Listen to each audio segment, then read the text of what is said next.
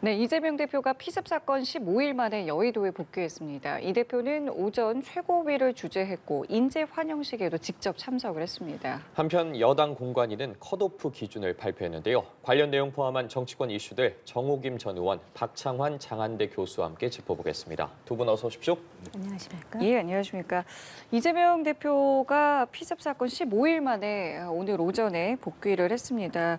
워낙 당내 여러 현안들이 있기 때문에 어떤 메시지를 내놓는가에도 주목이 됐는데요. 일단 세상 사람들이 겪는 어려움과 고통에 비하면 자신이 겪은 일은 사소한 일이다. 이런 생각이 든다. 이런 짧게 소회도 좀 밝혔고 여러 이야기들 좀 남겼는데 어떻게 좀 들으셨습니까?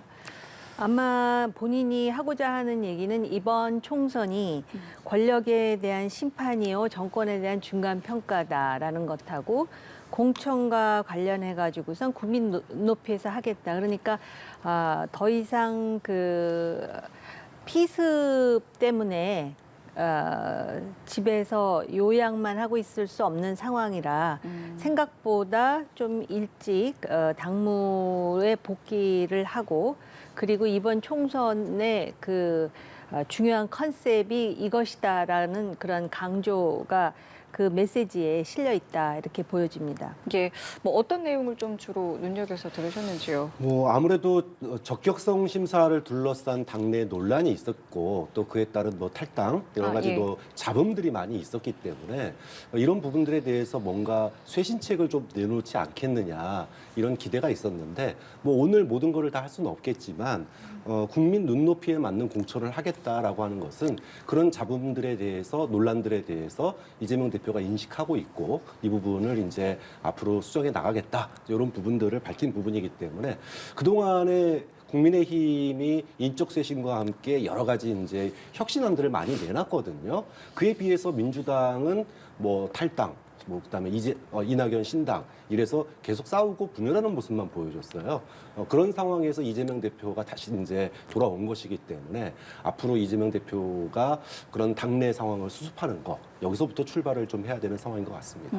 당내 상황을 이제 수습을 해야 된다라고 말씀해 주셨는데 일단은 지금 당내 성희롱 발언을 해서 좀 여러 논란이 좀 있었던 현근택 부원장 같은 경우 이제 총선 불출마를 이제 선언을 했습니다. 요 시점이요. 어제 당 내에서 좀 엄격하고 단호하게 대처하겠다는 이제 공관위원장의 발언이 있고 한 2시간 정도 뒤에 이제 나왔습니다. 이 부분 좀 어떻게 보셨어요? 그럴 뿐만 아니라 지금 이재명 대표가 복귀하기 하루 이기도 전이었죠. 했죠. 예. 그래서 지금 당에서도 실제로 여론조사를 해보면은 여당이라든지 대통령에 대해서 여러 가지 실망하는 목소리가 나옴에도 불구하고 그것이 제1야당이 반사이익을 가지는 그 효과로 전환되지 못하고 있지 않습니까?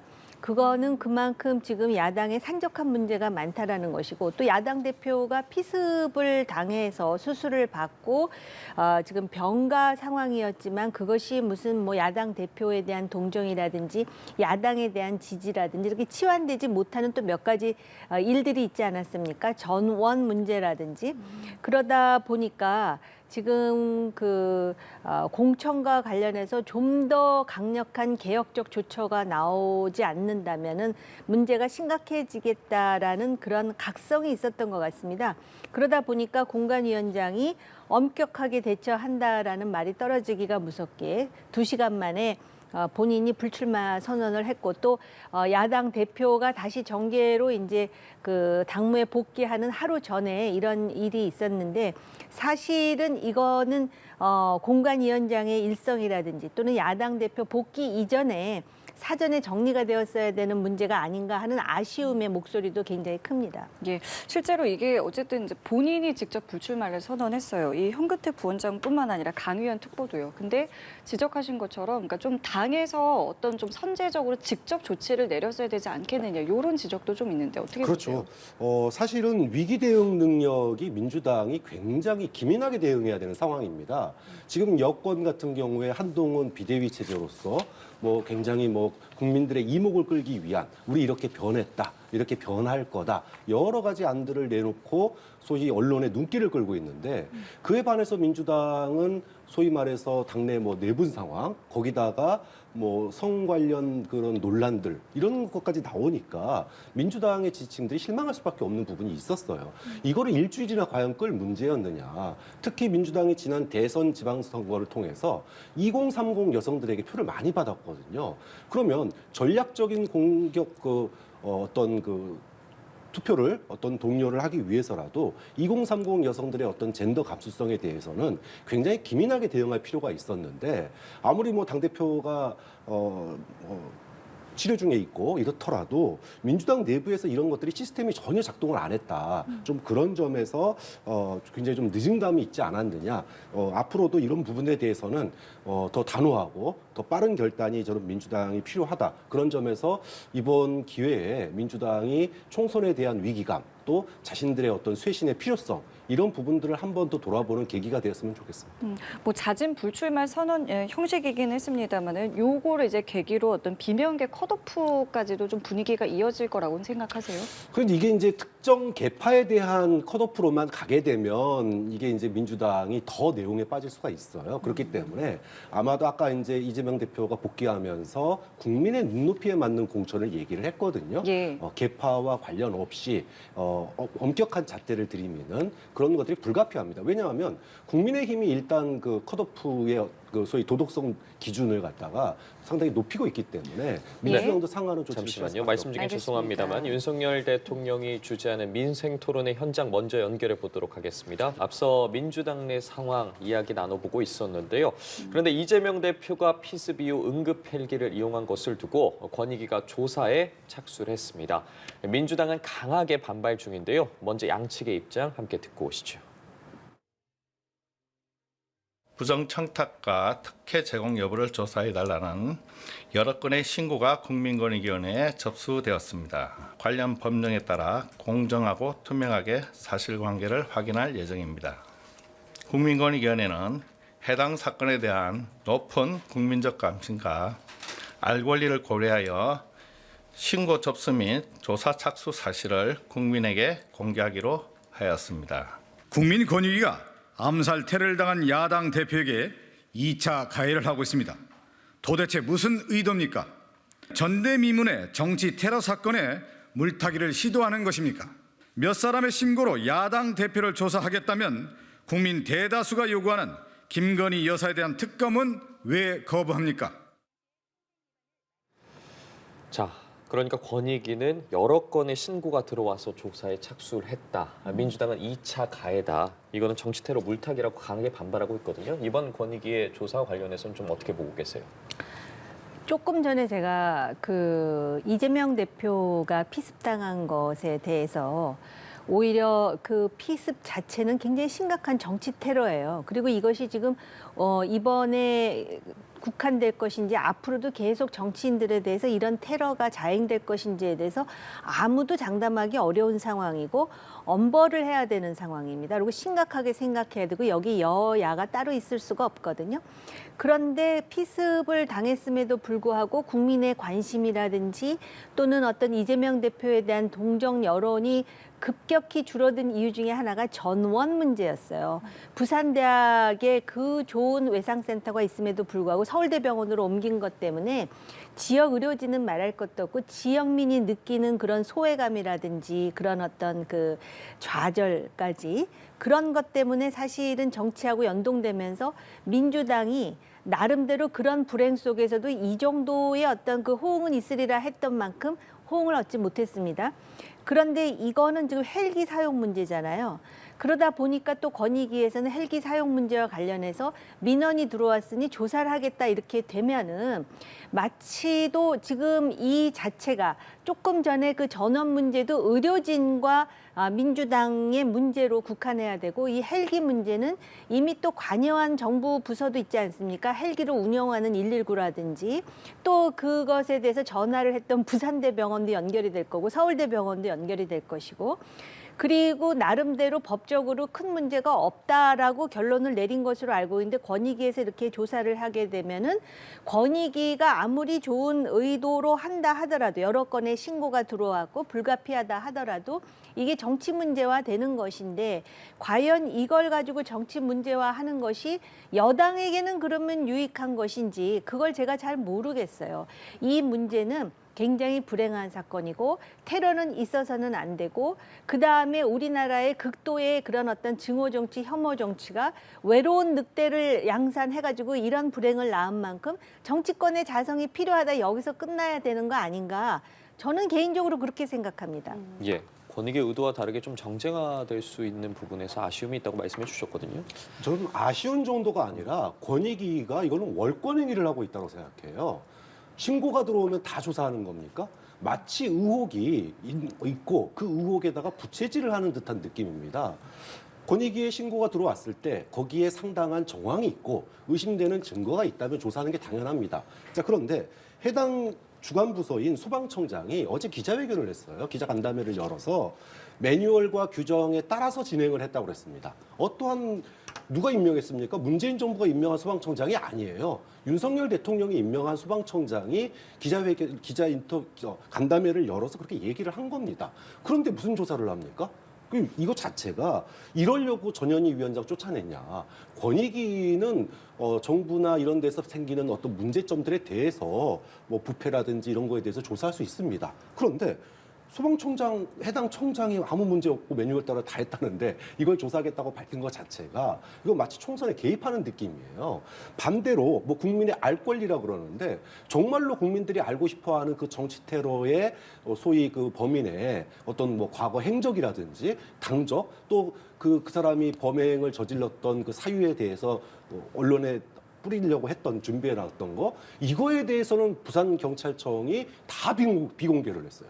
그러니까 국민들이 정작 궁금해하는 거에 대해서는 비공개를 하고 아무런 문제가 없는 거는 마치 문제가 있는 것처럼 부풀리는 이거 굉장히 오해를 살 행동이다. 좀 그러면서 권익위가 매우 부적절한 처신을 하고 있다고 봅니다. 예, 이 부분에 대해서 좀 반론 드릴게요. 아니 그러니까 벌써 저런 반론이 제기가 되잖아요. 제가 볼 때는 부산에서 헬기를 탔어요. 더군다나 이 목을 찔렸는데 헬기가 막 이렇게 움직일 거 아니에요. 그럼에도 불구하고 헬기를 탔으면은 심각한 정도는 아닐 수도 있겠다. 그랬는데 또 보통 그렇게 심각한 환자들이 지역에서 전부 헬기 탈 수 있는 게 아니라 그러면서 지역민들 중에 또 일부 반발하는 분들이 계시잖아요.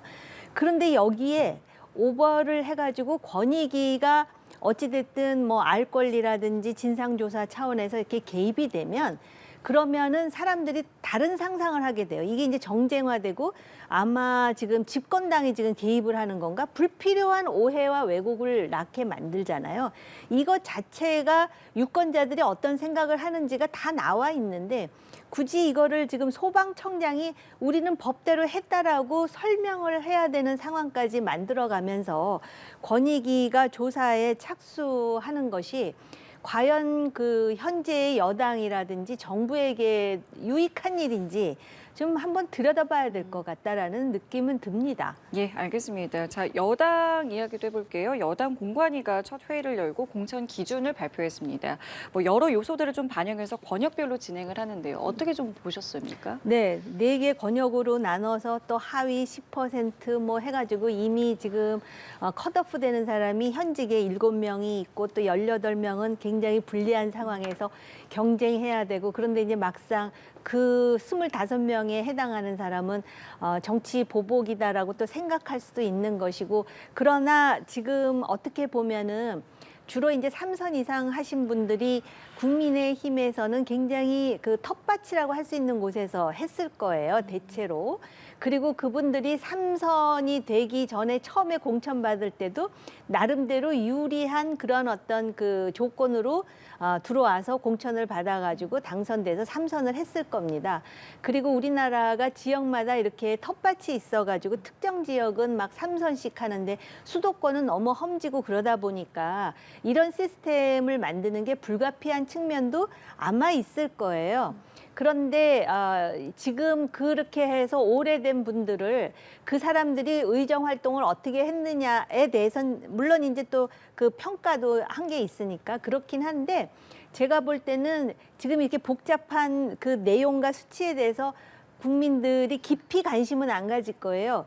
어디에 관심을 갖냐면 그러면 그 텃밭, 그 양지에 누가 들어갈 것이냐에 더 관심이 많을 거예요. 그래서 지금까지는 지금 지켜보는 상황이고 그 자리에 누가 들어감으로써 쿨한 공천, 그다음에 잘 되는 공천을 만들 것인지 더 지켜보겠다고 하는 사람들이 더 많지 않을까 싶어요. 예, 그 내용 중에 또 도덕성 심사 기준도 강화한 내용도 눈에 띕니다. 4대 부적격 기준을 발표했습니다. 뭐 성폭력도 있고요, 학교 폭력도 있고요. 이런 부분들을 좀 이제 강조한 부분들은 좀 어떤 배경이라고 생각하세요? 뭐 아무래도 성폭력 2차 가해 같은 경우에는 민주당과 좀 차별성을 두기 위해서 좀 노력한 흔적이 보입니다. 뭐 그렇지만 나머지 부분들이 대부분 다 국민들이 상식의 수준으로 볼 만한 내용이다. 뭐 이거는 민주당도 앞서 이재명 대표가 얘기했던 국민의 눈높이에 맞는 공천이라면 이런 기준은 뭐 무난하게 여야 모두에서 들어가야 될 부분이라고 봐요. 근데 어제 그 공간위 발표 중에 지역의 3선 이상의 15% 감산하는 내용, 이게 굉장히 좀 여파가 좀 클 거라고 봅니다. 국민의힘의 3선은요 대부분이 TK나 PK 지역 출신이에요. 그러면 여기에 소위 말해서 3선들이 하위 이제 감점까지 들어가면 35% 페널티를 받게 됩니다. 그러면 이분들이 경선에서 이길 수가 없어요. 그럼 그 자리에 지금 누가 가 있냐?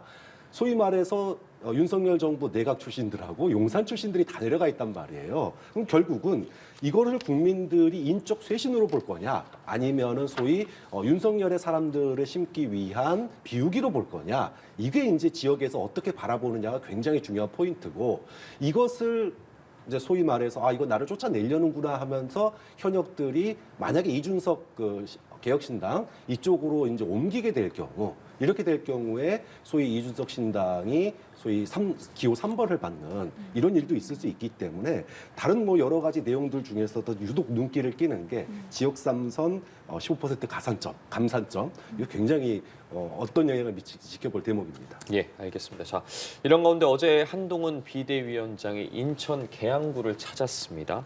이 자리에 원희룡 전 장관도 함께했는데 원 전 장관이 이재명 대표의 뭐 지역구에서 좀 출마를 시사하면서 명룡 대전이 성사되는 거 아닌가 관심 쏠리고 있는데 어떻게 보고 계세요? 이게 이제 두 가지 관점이 있어요. 원희룡 전 장관으로서는 만약에 이재명 대표와의 경쟁이 현실화가 되면 이기면은 명실상부한 대권 후보가 되는 것이고, 또 설사 패한다 하더라도 당을 위해서 헌신한 험지로 간 그런 어떤 기록을 남기는 거죠. 그런데 이 총선이든 어떤 선거든요, 일단 의미는 그렇다 치지만 지면은 일단 아무 의미가 없어요. 그런 측면이 있고요. 이재명 대표로서는 그 지역에 원희룡이가 와준다 그러면은 어쨌든 강한 경쟁자가 옴으로써 본인이 그 지역구에 계속 출마할 명분이 생기는 거예요. 사실은 이 지역은 야당에 유리한 지역이지 여당에 유리한 지역이 아닙니다. 근데 또 이렇게 할 수도 있어요. 당 개혁의 일환으로 나 불출마하겠다라고 나올 수도 있어요. 왜냐하면은 지금 그 야당도 공천하는 거 보면은 자기 읍참마속같이 자기 측근을 이렇게 잘라내는 이유가 뭐겠어요? 결국은 그럼에도 불구하고 자기와 가까운 측근들이 공천을 받아서 총선에서 당선이 돼야 그 다음에 그 3년 후에 대선이라든지 유리한 구도를 만들어내지 않겠습니까? 그런 생각들을 다 하고 있을 거예요. 그렇기 때문에 공천이 어느 정도 이루어지면 저는 이 당의 개혁을 위해서 저의 모든 것을 내려놓겠습니다 하면은 원희룡을 아주 우습게 만들 수가 있죠. 그냥 헐리우드 액션하고 만 것으로. 왜냐하면 그렇게 했는데 본인이 당장 경쟁자인 이재명 대표는 안 나고 본인은 개항에 가서 출마하면은 그래도 여당 후보로서는 쉽지 않은 지역이거든요. 그래서 이 부분은 각 당이 이제 이거에 대해서 어떤 전략과 수싸움을 하느냐가 굉장히 중요한 그런 흥미진진한 지역이 되지 않을까 싶네요. 예, 여러 가능성에 대해서 예측을 해주셨는데 그렇다면 이재명 대표가 좀 지역구를 바꿀 가능성에 대해서는 어떻게 보세요? 지금 이재명 대표가 개항을에 나가는 게 과연 맞냐, 이게 당 내에서 사실은 전략적으로 다시 고민되고 있는 상황으로 알고 있습니다. 지금 민주당이 총선을 정권 심판론 구도로 보고 있는데 그 구도 자체는 뭐 바뀔 거라고 보지 않습니다. 하지만 지금 최근의 공천 상황 또 여당의 소위 말해서 혁신 그다음에 비대위 연이어서 이제 소위 말하면 우리 이렇게 변합니다, 바뀝니다 이런 노력들을 굉장히 많이 하는 데 비해서 민주당은 이제 시작할 수밖에 없는 상황이거든요. 그러면 뭔가 국민들에게 임팩트 있는 변화의 모습을 보여줘야 되는데 거기에 그동안에 논란이 됐던 이재명 대표의 거취 문제도 들어갑니다. 그렇기 때문에 그동안 아껴놨던 카드 이제는 쓸 수밖에 없는 상황이 올 거다. 좀 그런 점에서 뭐 불출마라든지 또는 뭐 예를 들어 배수의 진을 치는 만약에 병립형으로 간다면 뒷번호 아주 20번 정도의 뭐 이런 비례 순번을 받는다든지 이런 어떤 소위 말하면 헌신 노력 이런 걸 할 가능성이 있기 때문에 명령대전이 현실화되기는 쉽지는 않을 거다. 다만 예. 지금 이제 원희룡 전 장관 같은 경우에 지금 이제 사실은 누가 나오더라도 원희룡 장관이 쉽게 이길 수 있는 곳이 아니잖아요. 그런 점에서 본다면 향후 대선 경선에서 차기 대선 경선에서 윤석열 대통령 지지층 그리고 여권 지지층들에게 그 지지를 향후에 대선 경선에서 좀 받기 위한 지금의 노력이지 이게 지금 이재명 대표하고 싸우겠다라고 말은 하고 있지만 이미 마음은 대선에 가는 대선 행보 아니냐 이제 그렇게 보는 측면도 있는 거죠. 예. 자, 그리고 어제 이 자리에서 한동훈 비대위원장이 4번째 정치 개혁안을 발표했습니다. 국회의원 수를 이제 감축하는 내용이었는데요. 관련한 입장 함께 들어보시죠. 오늘 민도가 높기로 소문난 국민의 정치의식이 높기로 소문난 바로 이곳 인천에서 우리의 4번째 약속을 말씀드립니다. 우리 국민의힘은 이번 총선에서 승리해서 국회의원 수를 300명에서 250명으로 줄이는 법 개정을 제일 먼저 발의하고 통과시키겠습니다. 더불어민주당에게 이번에도 반대할 것인지 묻겠습니다. 한 위원장이 말한 불체포 특권은 헌법 개정 사항이므로 대통령의 제2요구권을 제한하는 등과 관련한 헌법 개정 사항에 대해서도 저희는 준비하고 있고 준비가 되는 대로 여당과 적극 협의해 나가겠습니다. 한 위원장에게 부족한 것이 있다면 대통령에게 옳은 소리를 하고 잊지 못하다는 것입니다. 술 안 먹는 세련된 윤석열에 불과하지 않느냐 이런 의심이 아니라면 일 좀 제대로 했으면 좋겠습니다. 네, 4번째 정치 개혁안을 내놨습니다. 총선에서 승리하게 되면 국회의원 수를 250명으로 줄이겠다. 내용 좀 어떻게 보셨습니까? 뭐 처음 나온 얘기는 아니고 그동안에 뭐 불체포 특권 포기라든지 세비 반납이라든지 그 시리즈로 지금 계속 내놓고 있는 거기 때문에 뭐 국민들의 눈높이에서 크게 벗어나는 건 아니라고 봅니다. 근데 다만 지금 이제 한동훈 비대위원장이 이거를 갖다 정치 개혁이라고 명명을 했단 말이에요. 그런데 정치 개혁이 어떻게 국회에 대해서만 국회의원들에 대해서만 정치 개혁이 있냐? 제가 하고 싶은 얘기는 이겁니다. 우리나라가 의원 내각제가 아니에요. 대통령제입니다. 그럼 국민들이 지금 정치에 대해서 불신하고 혐오하는 가장 큰 축이 뭐냐 하면 제왕적 대통령제예요. 대통령이 제왕적 대통령제를 내려놓겠다고 용산에 가셨는데 가족 특검에 대해서도 거부권 행사하고 야당이 법안 내면은 거부권 행사하고 또 대형 참사가 벌어져도 책임지지 않고 그리고 사면권을 갖다가 뭐 그 사람이 처벌이 됐는데 그걸 사면해서 다시 또 그 선거에 내보내고 이런 것들에 대해서 국민이 문제가를 제기를 하고 있는데 여기에 대해서는 즉 윤석열 대통령이나 대통령의 문제점에 대해서는 한동훈 비대위원장이 한마디 말도 안 하면서 오로지 국회에 대해서만 문제점을 얘기한다는 거. 좀 이게 과연 균형이 맞는 정치 개혁이냐. 좀 그런 점에서 뭔가 지금의 어떤 정치 혐오의 포퓰리즘을 통해서 민주당에 대한 공세를 위한 개혁인지 아니면 진짜로 대한민국 정치를 위한 개혁 아닌지 이 부분은 좀 고민을 해봐야 될 부분 아니라고 봅니다. 예, 신선함이 떨어진다, 뭐 현실성이 있겠느냐, 뭐 이런 지적들 나오고 있는데요. 그 지금 국회 관련 개혁안들이 이제 다 어떤 면에서는 필요한 물론 뭐 개헌도 해야 되는 쟁점도 있고 그렇긴 하지만 그리고 이미 또 몇몇 사람에 의해서 제기된 그런 개혁안인데요. 저는 특히 이 국회의원 수를 300명에서 250명으로 줄이는 거와 관련해서는 이거는 뭘 뜻하느냐면은 우리나라 국민들이 국회에 대해서 얼마나 불신하고 있는지를 보여주는 측면이기도 해요. 저렇게 300명씩 뽑아놓으니까 세비만 받고 당신들이 하는 게 뭐가 있어에 대한 실망감을 지금 그 여당 비대위원장으로서 지금 그러면 숫자를 줄이겠다 그랬는데 제가 경험해 본 바에 의하면은 숫자를 줄일 일이 아니라 세비 예산이 있을 거 아닙니까? 300명에 대한 그 예산의 틀 속에서 오히려 국회의원 정수를 늘려야 된다고 봐요. 왜냐하면 지금도 양당 체제로 국민 전체를 대표하지 않고 일각의 진영에 있는 지지자들만 대표하는 그런 형국을 만들어 놓지 않았습니까? 그런데 국민 전체가 대표되기 위해서는 국회의원 수는 오히려 느리되 그러니까 300명 예산 가지고선 국회의원 수를 늘리면 어떻게 되겠습니까?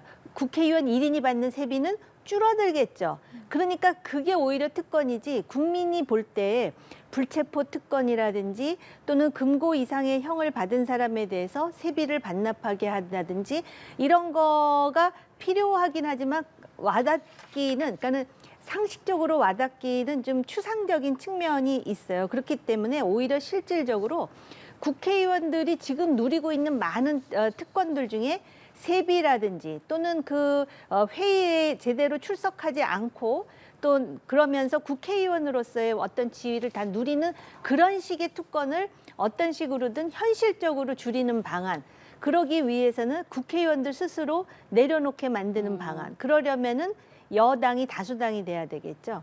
그런 실질적인, 그러니까는 그 국민들이 생각할 때 아예 딱 마음에 와닿는 그런 그 개혁안을 좀 더 내놓을 필요가 있지 않을까로 숫자를 줄이면은 300명이 250명 되잖아요. 그러면 250명이 가지는 특권적 지위는 더 커질 수밖에 없어요. 그래서 예. 그거는 지금 의견을 말씀드리고 그럼 싶었습니다. 민주당에서 이야기하는 대통령의 권한부터 좀 내려놔라. 대통령의 거부권을 제한하는 헌법 개정사안을 준비하고 있다. 이 움직임은 어떻게 보세요? 그러니까 국회 특권을 이런 식으로 내려놓겠다 개혁안을 제시하니까 한동훈 위원장이 그들이 야당이 생각할 때 가장 아픈 데를 지금 찌르는 거예요. 다 좋은데 지금 그래서 불체포 특권과 관련해서도 자기네들도 지금 뭐 준비하고 있다 이렇게 얘기를 하면서 그렇게 말을 하는데 당신은 대통령에게 쓴소리를 하고 있느냐 예. 내지는 지금 수평적 당정 관계가 이루어지고 있느냐라는 그 부분을 지금 건드리고 있는 것인데 아직 총선이 4월 10일이면 남아 있고요. 한동훈 위원장이 지금 본인이 위원장으로서의 직을 하면서 아직 다 끝난 사안이 아니지 않습니까? 그렇기 때문에 앞으로 어떤 생각을 하고 어떤 타이밍을 지금 보고 있는지에 대해서 야당이 그렇게 쉽게 예단할 일은 아니라고 봐요. 예. 알겠습니다. 자, 그리고 이 제3지대와 관련해서 지금 굉장히 좀 움직임들이 뭐 하루하루 움직이고 있고요. 또 속도가 조금씩 다르기 때문에 이게 어떻게 좀 정리가 되고 또 모여질 것인가 뭐 다양한 관측들이 나오고 있는데요. 오늘 오전에 이준석 전 대표의 한 인터뷰를 보면은 이낙연 전 대표가 지역구에 출마를 하는 것이 좋겠다. 이런 이야기를 좀 하면서 굉장히 디테일에서부터 좀 차이를 많이 보이고 있는데요. 지금 이 움직임을 뭐 어떻게 좀 보고 계세요? 그러니까 제3지대 빅텐트가 과연 성사될 수 있겠느냐 이 부분은 결국은 지금 현재는 이제 각자 최선을 소위 파이를 키운다는 개념인데 기호 3번을 각자 받을 수 있는 정도로 소위 현역 의원들이 입당을 하게 되면 저는 빅텐트 치기 어렵다고 봅니다. 특히나 지금 이제 이낙연 신당 쪽에서는 좀 통합을 좀 더 원하는 분위기예요. 반면에 이준석 전 대표는 좀 거리감을 두려고 하는 분위기가 보여요. 총선 이후를 보고 있다. 만약에 국민의힘이 총선에서 패배할 경우에 국민의힘은 차기 어떤 소위 새로운 구상을 또 할 수밖에 없는 거거든요. 그랬을 때 이준석 전 대표가 독립성을 유지하고 있다면 국민의힘과의 어떤 그 개편 과정에 함께할 수 있지만 만약에 이낙연 신당과 통합을 해버리는 그런 당이 돼버린다면 기동의 여지가 굉장히 좁아지거든요. 좀 그런 점들이 지금 소위 3지대 빅텐트가 각자 생각하는 게 다 다르고 그래서 쉽게 뭐 예를 들어 기호 3번을 못 받을 정도가 된다면 느슨한 선거연합 정도는 가능하겠지만 서로가 기호 3번을 받을 수 있는 상황이 된다면 주도권 싸움과 각자의 이해관계가 다르기 때문에 이 소위 말하는 삼지대 빅텐트 그렇게 쉬운 일은 아니라고 봅니다. 지금 당명도 공개하고 있고요. 당 네. 색깔도 공개하고 있고 저마다의 속도대로 지금 가고는 있어요. 좀 어떻게 움직임 보고 계세요? 그러니까 지금 5개의 신당이라고 해야 되나? 5개의 말뚝은 일단 이제 박아놓은 예. 것 같아요. 그리고 이 제3지대가 등장함으로써 나타나는 괄목할 만한 효과라고 한다면은 지금 민주당의 그 성비위로 시끌시끌했던 현근택 자기가 이제 불출마 하잖아요. 그리고 지금 그 국민의힘에서도 공관위에서 뭐 10%, 15% 어찌됐든 다선을 물갈이 하겠다는 얘기지만은 매우 기계적인 정량화로 지금 하고 있다라는 걸 보여주잖아요. 그러니까 1년에 소위 뭐 매기 효과 내지는 경각심을 주는 효과는 분명히 있는 것 같다라고 생각이 들고요. 그런데 이제 향후에 그러면 어떻게 할 것인가. 그런데 제가 볼 때는 설 전까지는 제3지대가 말뚝을 지금 5개 각자 박았고 천막을 들어 올리고 있습니다라는 거를 보여주고자 할 것 같아요. 왜냐하면 실제로 그렇지 않더라도 그걸 보여주는 것이 어찌됐든 간에 총선에서 유리하다라는 공감대는 있을 겁니다. 그리고 이게 5개나 되는데 이렇게 쉽게 뭐 하나로 하루아침에 합치겠어요? 한국인들의 정치인데. 그렇기는 하지만 뭘 보여줘야 될지는 정확하게 알고 제가 오늘 아침에 저도 그 인터뷰를 들었는데요. 그 이준석 전 대표의 이낙연 출마 예.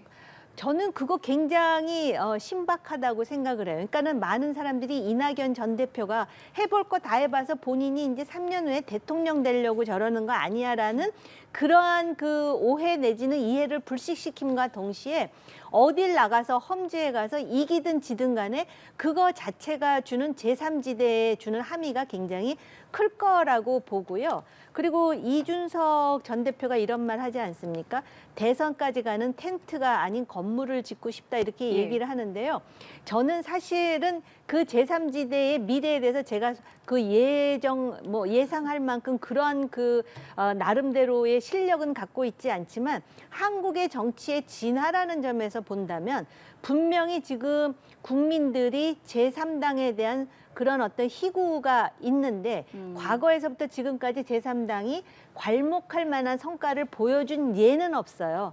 그런데 이번에는 어떻게 될 것인지 보는 것만으로도 쏠쏠한 재미가 있는 장면이라고 생각해요. 그 미래대 연합에 있는 이제 그 의원들도 실제로 다 지역구 출마로 다 정했다고 하더라고요. 이런 움직임들이 실제로 좀 이 유권자들에게 좀 영향을 좀 줄 거라고 좀 생각을 하십니까? 이제 우리가 이제까지의 선거를 보면 진영 논리에서 크게 벗어나지 못합니다. 그러다 보니까 제3지대 이게 사실은 큰 힘을 못 발휘했는데 정권 심판론 또는 뭐 야당 심판론 이 사이에서 과연 제3지대가 돌풍을 불러일으킬 수 있을까? 저는 국민들이 정치에 대한 혐오, 불신 이런 것들이 제3지대의 가능성을 보여주는 텃밭이 되고 있긴 하지만 총선이 본격화되고 양당의 소위 경쟁이 이제 라인업이 후보군들이 확정이 되면 그때부터는 빠르게 또 이 소위 진영 논리들의 어떤 논리가 또다시 네. 등장을 하게 됩니다. 이제 그럴 경우 제3지대가 아까 뭐 이낙연 전 대표가 3지대 당명 걸고 지역구 출마하고 이런 어떤 정말 국민들의 눈길을 확 끌만한 그런 이벤트나 또는 정책을 내놓지 않는 한 또 국민들에게 뭔가 감동 있는 그런 어떤 3지대 빅텐트 이런 걸 내놓지 않는 한 그 양당에 대한 그 양당 구도 속에 뭔가 자리를 잡는 게 굉장히 쉽지도 않을 거다. 좀 그런 점에서 어려운 싸움을 할 거라고 봅니다.